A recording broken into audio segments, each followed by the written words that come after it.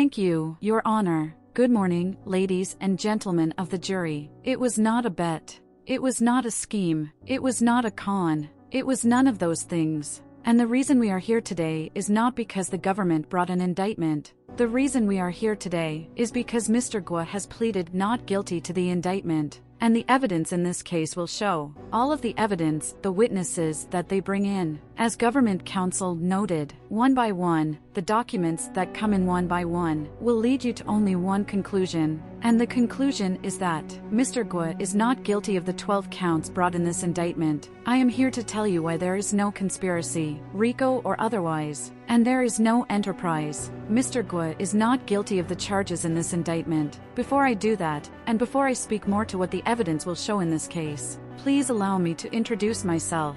My name is Sabrina Shroff, and I, along with my colleagues, represent Miles Gua. Miles Gua is one of 8 children who started life with very little, born and raised in China. And that is in fact where he and his brothers and his family made a fortune in real estate. The evidence in this case will show that the fortune was humongous. And yes, the government would like you to draw many, many negative inferences from a person who, according to them, spent thousands of dollars on a TV or on a mattress. I ask you please, when you consider the evidence within the context, and not to be drawn in by the government's invitation to make judgment calls about people who have money and spend it in a way that you and I simply wouldn't.